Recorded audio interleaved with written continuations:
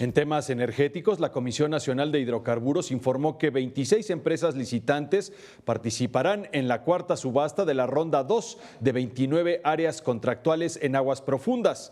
La lista final para el proceso, que se llevará a cabo el 31 de enero, considera 9 compañías que irán de manera individual, así como 17 en consorcio. Entre estas se encuentran una empresa tailandesa, una catarí, una india, 2 italianas, una australiana y una china, además de las europeas, las estadounidenses y Pemex. Por cierto, el director de la paraestatal, Carlos Treviño, en su participación en el foro de Davos, dijo que luego de que se produjeran más de 1.9 millones de barriles diarios de petróleo el año pasado, se prevé volver a superar la barrera de los 2 millones entre 2019 y 2020. De acuerdo con balances provisionales, la producción promedio de barriles en 2017 fue similar a la obtenida a inicios de los años 80.